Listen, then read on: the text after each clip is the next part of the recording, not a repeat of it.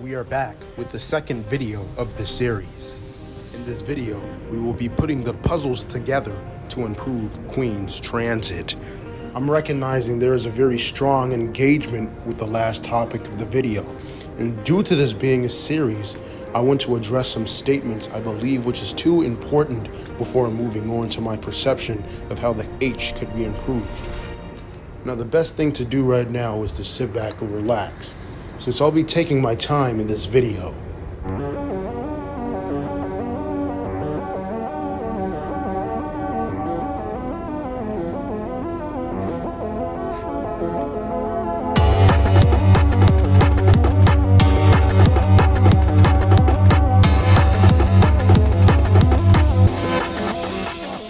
I want to cover some comments in the last section in regards to the topic of the 3 and the 4 train, and then we'll be moving on to the proposed Queenslink section.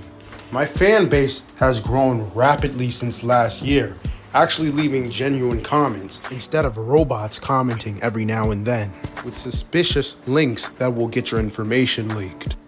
Now, on a serious note, the majority of my viewers agree with my 3 and 4 train plan, while others think it's nuts. But let's start with Alan's comment. They brought out point I left out last video. Number 1, what's the main point of this extension? Number 2, how does this improve service? Number 3, why 2 separate yards in Brooklyn? There are 2 main points of this proposal, starting with the dependence of the B15. The B15 is a transfer point for many who live closer towards Livonia Avenue rather than Liberty Avenue, which is where the A and C train is, if they want to get to Howard Beach. This alone gives the B15 an extreme amount of dependence. However, you can still reach the B15 in Bed-Stuy, boosting the reliability. In 2019, according to MTA stats, the annual ridership was about 5.5 million. Also, take into account that many people don't actually pay for fares, so the real number could be up to 7 or 8 million. I want you guys to understand the importance of annual ridership. Recently, the B15 increased from 5 million to 6.4 million ever since 2020. With the recent plannings of upzoning East New York, ridership could potentially skyrocket from 6 million to 10 million. With these changes, residents in the south end of East New York will eventually demand faster commute to Howard Beach, like the subway, instead of walking 20 minutes to the A train, or dealing with possible traffic on the B15. The B15 is such a high ridership bus. It has been identified as a route where riders experience delays and bunching where multiple buses arrive at the same time.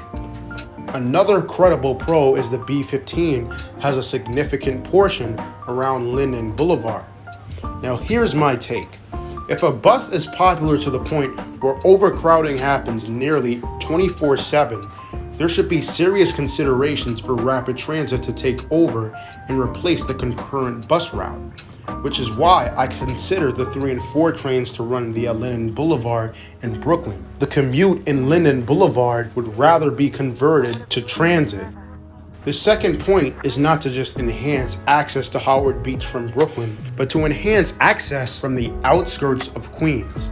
From the Queens section of Linden Boulevard, there's not very direct transfers and bus connections that ultimately take you to Howard Beach. However, buses that would have ran into the proposed Linden Boulevard section would turn a strong point for Howard Beach, thus making transportation to Howard Beach less frustrating from the outskirts of Queens. Second question, this won't just improve service, but improve reliability by replacing bus transit with rapid transit. I seriously believe there needs to be a different alternative other than the A train being the only transit available to take you to Howard Beach. Because if an A train derails at Rockaway Park, or if an R46 breaks down at Conduit Avenue, you can just simply kiss your flight to Hawaii goodbye. Third question. The second underground yard would be rather a support yard. Take notes that New Lots Avenue is not the main terminus anymore, meaning it won't be as much of a dependable yard for the 3. Also, not to mention at 235th Street, They are tail tracks similar to the design of 179th Street on the F train, meaning you have a lot of free options like storing trains or adding schedules to their departure. This doesn't mean that every IRT train will have to go to Queens just for yard access. In fact, a benefit from this is the 2 and 5 trains having more potential focus on the new lots yard with the 3 and 4 trains' new terminus. Anyway, I hope I answered all your questions effectively. More hot takes in this proposal is the fact that many people think the 4 Express underpass via Livonia Avenue isn't needed. My main concern with the 3 and 4 mixing together is creating an issue like Rogers Junction. 3 and 4 trains already are suffering from being delayed by 2 and 5 trains splitting towards Nostrand, and the 4 would add on to the same problem similar to Rogers Junction if it was bunched together with the 3 after Utica.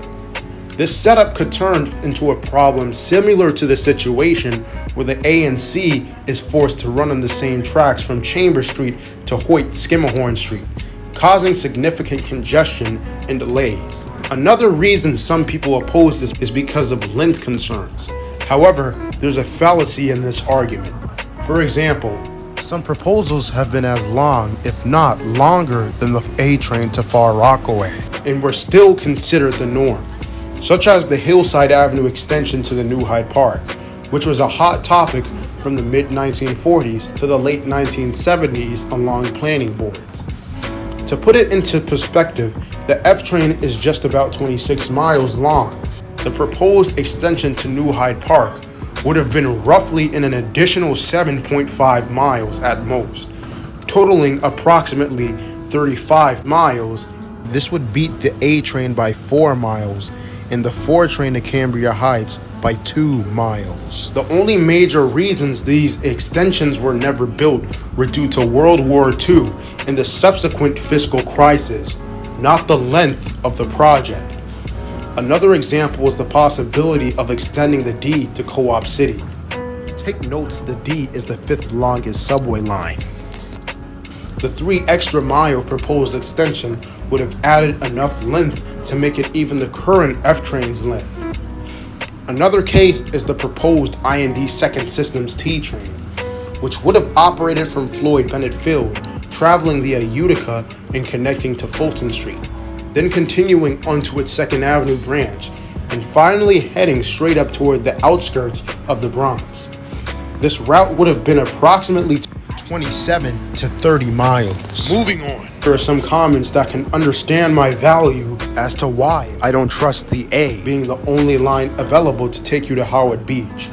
Speaking of other trains that can take you to Howard Beach, let's address my configuration of the H train.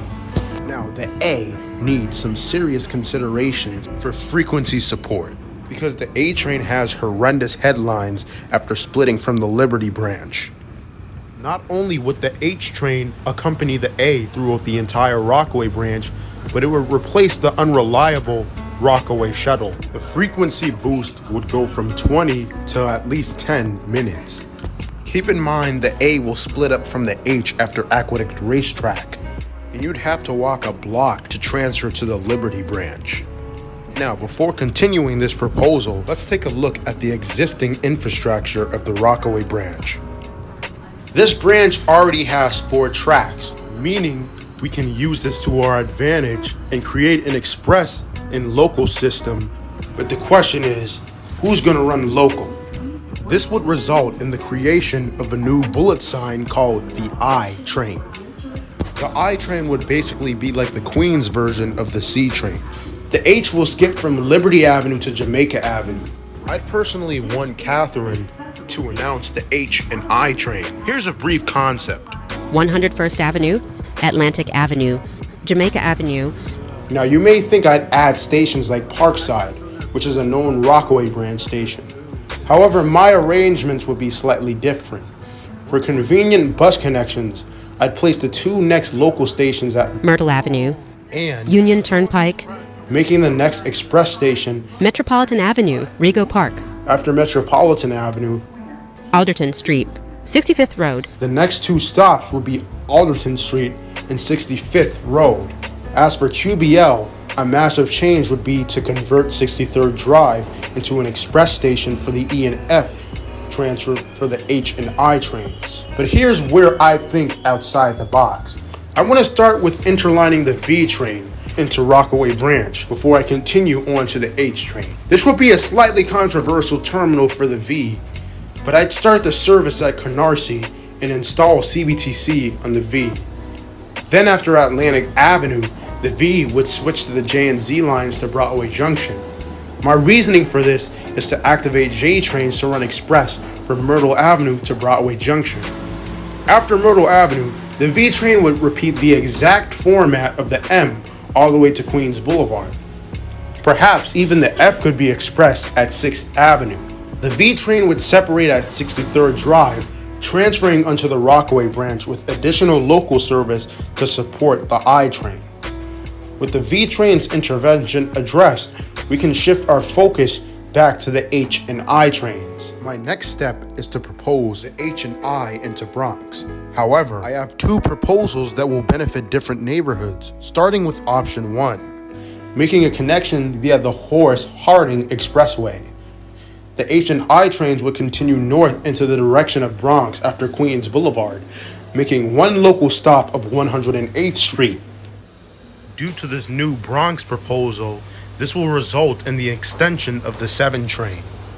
This additional extension will give Flushing residents easier access to the Bronx. Speaking of the Bronx, I'll be explaining points later on to support multiple reasonings for this. Meanwhile, at Main Street, the H would skip a load full of stops. Kissena Boulevard, 164th Street, Booth Memorial Avenue, Hollis Court Boulevard. Northern Boulevard would be the big transfer hub, not just from the 7 H and I train, but multiple other buses.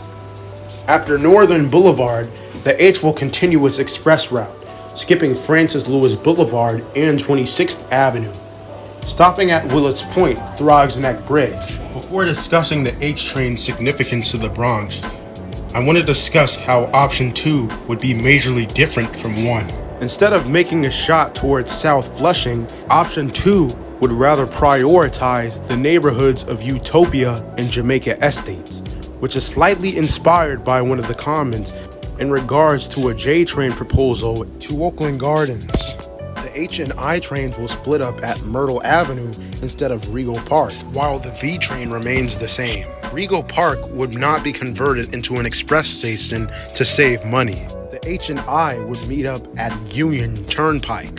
Let me explain how this would save money. Since Union Turnpike already is an existing express station, the H would provide a better express transfer instead of wasting resources to convert Regal Park into an express station. I'd love to see comments about this different take. Here's the concept of these announcements. Jamaica Avenue, Myrtle Avenue, Metropolitan Avenue, Union Junction, Main Street, 164th Street, Utopia, 176th Street, St. John's University. After this, the H and I trains will make a turn north via Utopia Avenue for its entire direction to the Bronx. The H train will skip every station in the Utopia neighborhood. Jewel Avenue, Booth Memorial Avenue, Hollis Court Boulevard, Northern Boulevard, Crocheron Avenue. The reason why the express station is situated at Crocheron Avenue rather than Northern Boulevard is to strengthen the connection to the LIRR at the nearby Arbondale station. This way, you would improve and strengthen LIRR connections with rapid transit. After 28th Avenue, you'd be heading to Cross Island Parkway. Honestly, I don't know if I should name it Throggs Neck Bridge or Cross Island Parkway. But instead of digging under the bedrock, the H and I trains elevate up, traveling to the Bronx via the Throggs Neck Bridge. Think about how much of a legendary view that would be as well. Here are some points I want to bring up. My reasoning for a rapid transit extension from Queens to the Bronx is the underappreciated amount of annual ridership when it comes to the buses listed. Note that these are rounded to the nearest 100,000s.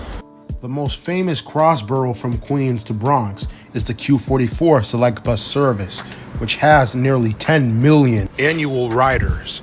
Less popular buses, such as the Q50, have 800,000 and the BX23 have 7,000.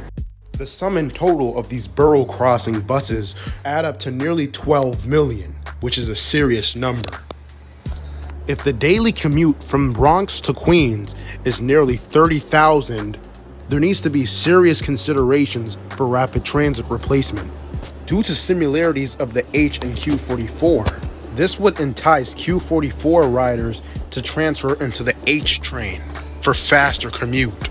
The H train will hit the same neighborhoods as the Q44, however, it will go through Throggs Neck, which is a very bad transit desert.